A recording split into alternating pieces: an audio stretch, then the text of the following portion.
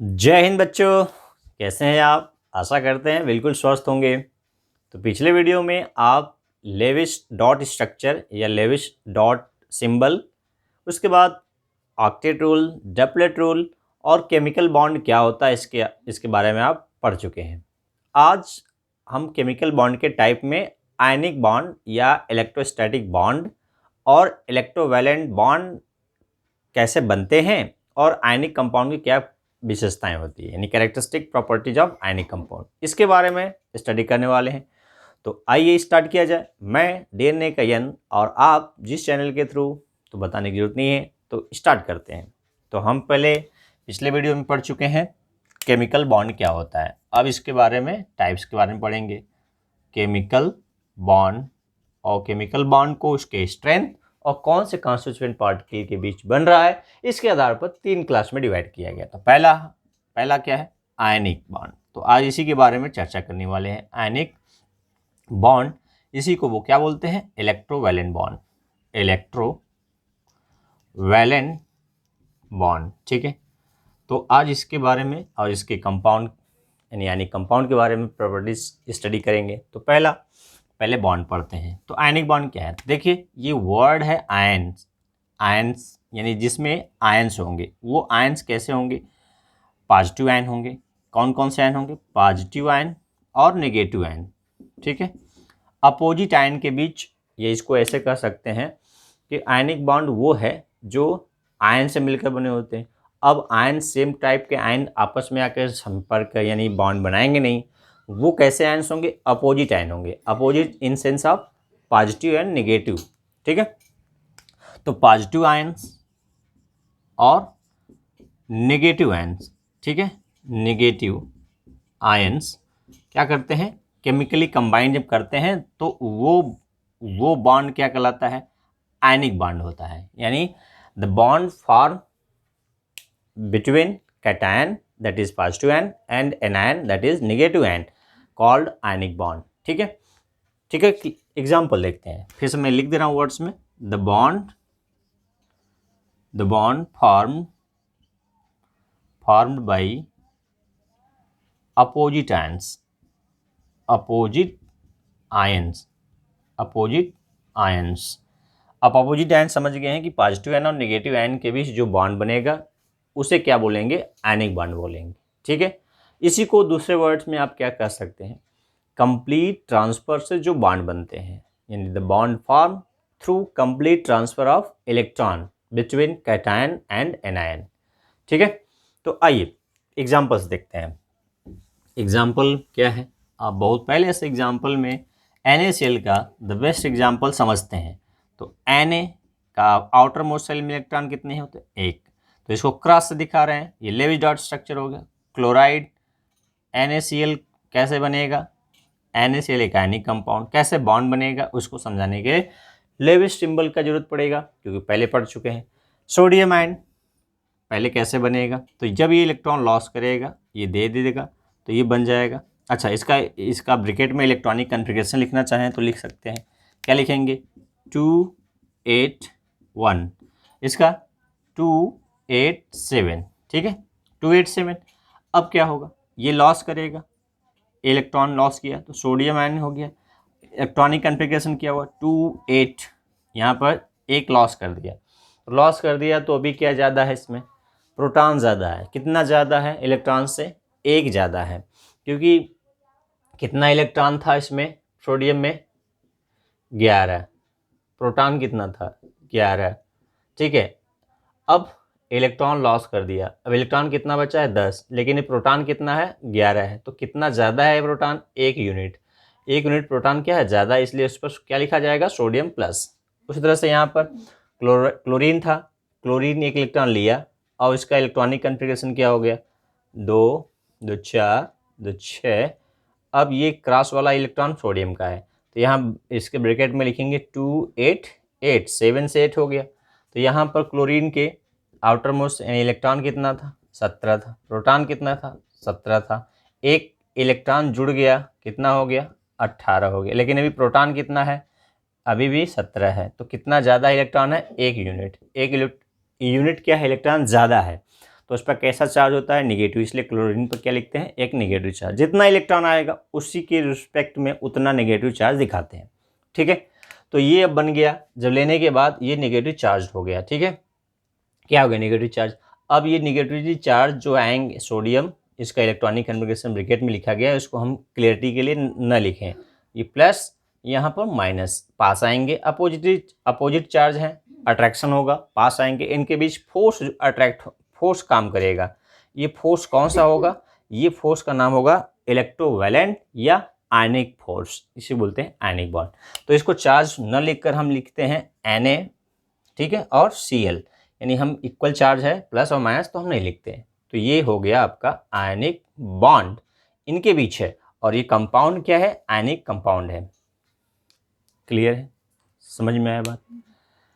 तो ionic bond क्या होते हैं, ऐसा बॉन्ड जो आयंस अपोजिट आयन के बीच बनते हैं। ठीक है, और आयनिक कंपाउंड क्या होते हैं, अपोजिट आयन से मिलकर बने हुए कंपाउंड आयनिक कंपाउंड होते हैं। ठीक है, या ऐसा कंपाउंड जो आयनिक बॉन्ड के थ्रू बनता है। ठीक, जैसे NaCl। अब NaCl का एग्जांपल यहाँ पर 3 चीज़ से मैं समझाया। क्लियरिटी के लिए एक और आपको एग्जांपल देंगे तो और थोड़ा समझ में आ जाएगा। चलिए दूसरा एग्जांपल लेते हैं।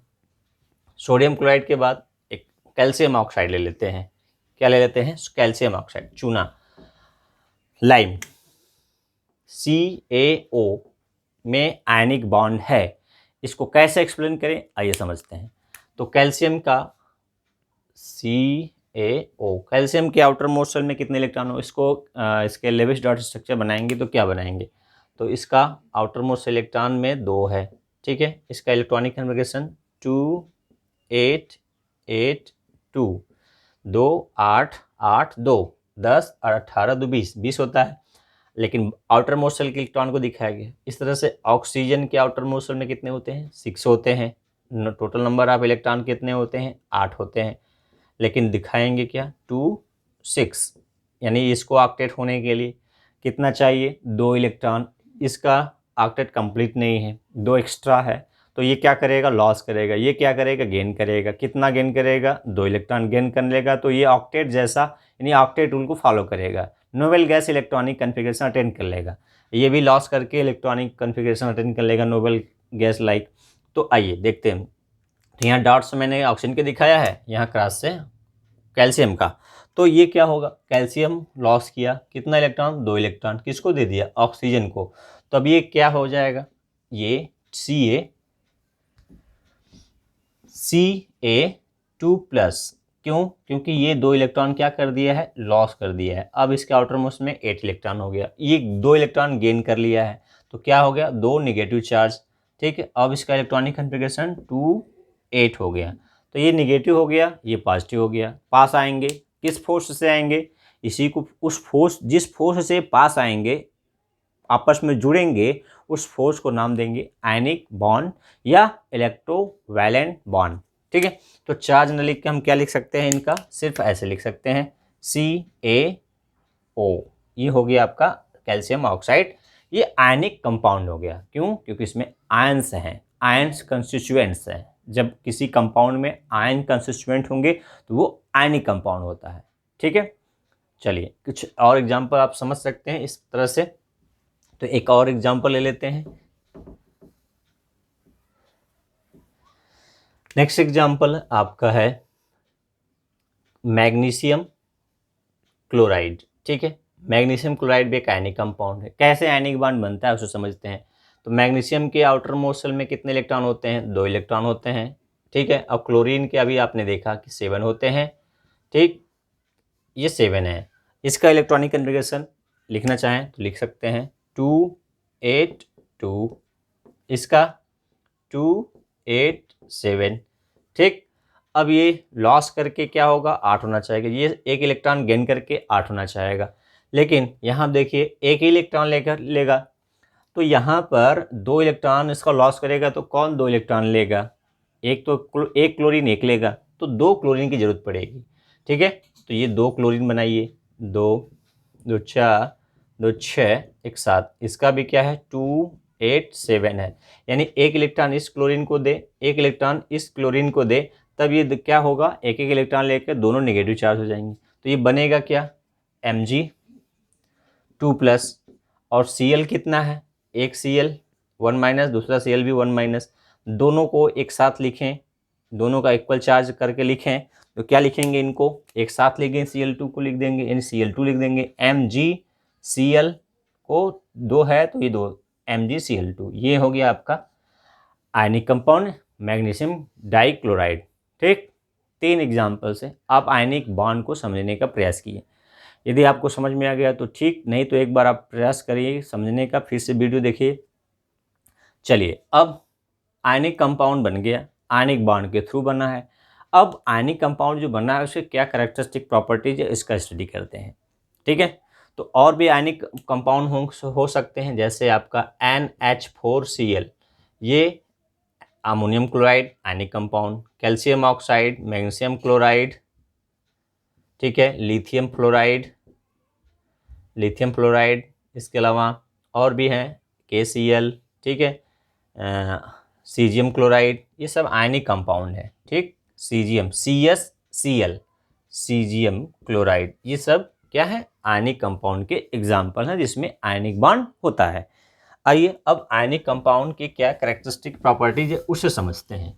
तो आप आयनिक बॉन्ड समझें कि इसमें अपोजिट आयन्स होते हैं और वो एक दूसरे के पास आते हैं, तो उसको इलेक्ट्रोवैलेंट बॉन्ड कहते हैं या आयनिक बॉन्ड कहते हैं। आइए अब पढ़ते हैं characteristic properties,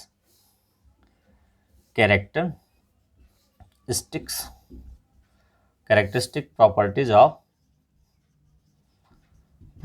of ionic compound. Ionic compound के क्या प्रॉपर्टीज हैं। तो पहली प्रॉपर्टीज कि जनरली क्या, always ionic compound room temperature पर सॉलिड क्रिस्टलाइन फॉर्म में होते हैं। तो सॉलिड तो आप समझ रहे हैं, क्रिस्टलाइन वर्ड क्या है मैं आपको पहले ही बता चुका हूँ। क्रिस्टलाइन का मतलब होता है जिस किसी सॉलिड में जो कॉन्स्टिट्यूएंट पार्टिकल होंगे वेल ऑर्डर में होंगे, यानी एक फिक्स ज्योमेट्री में होगा, उनका जो अरेंजमेंट होगा, व्यवस्था होगा, उनका एक वेल ऑर्डर होता है। ठीक है, तो उसे बोलते हैं क्रिस्टल। तो क्रिस्टलाइन सॉलिड होते हैं, यानी रूम टेम्परेचर पर क्या होते हैं, क्रिस्टलाइन सॉलिड। दीज आर यानी आयनिक कंपाउंड, दीज का मतलब these are solid crystalline solid कर दीजिए, क्या होते हैं, crystalline solid at room temperature पर क्रिस्टलाइन सॉलिड होते हैं। ठीक है, पहला विशेषता हो गया। चलिए सेकंड, जैसे आपने अभी जितने भी एग्जाम्पल देखेंगे, sodium chloride, potassium chloride, calcium chloride, कोई भी आयनिक होगा तो सॉलिड स्टेट पे होगा। चलिए दूसरा, जनरली सॉल्युबल इन वाटर, ठीक है, वाटर में क्या होंगे, सॉल्युबल होंगे। ठीक है, और but insoluble in benzene, ether, chloroform, ठीक है, बेंजीन ETC, इस समय में क्या होंगे, इनसॉल्युबल होंगे।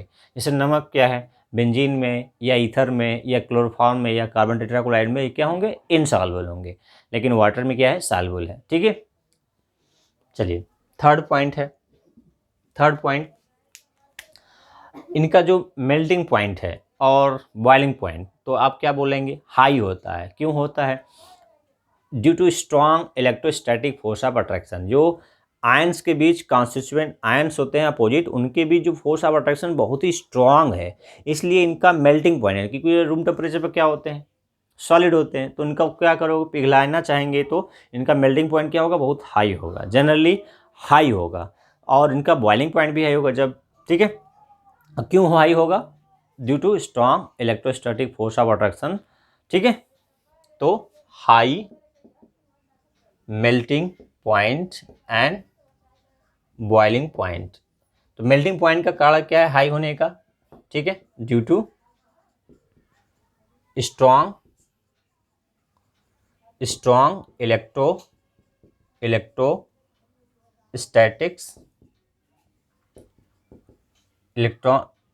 इलेक्ट्रोस्टैटिक फोर्स ऑफ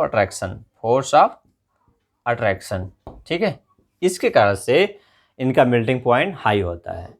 ठीक, चलिए नेक्स्ट है फोर्थ पॉइंट बहुत ही इंपॉर्टेंट है, ठीक है। जनरली इससे क्वेश्चन पूछता है, क्या पूछा जाता है कि मोल्टेन कंडीशन या एक्वस कंडीशन में आयनिक कंपाउंड क्या होते हैं, इलेक्ट्रिसिटी के गुड कंडक्टर होते हैं, जबकि सॉलिड फेज में या सॉलिड स्टेट में ये इंसुलेटर होते हैं। तो क्यों? तो इसका कारण आप बार बार आपसे ये क्वेश्चन पूछता है, तो क्या बोलेंगे? In aqueous are molten state ionic compounds are good conductor of electricity,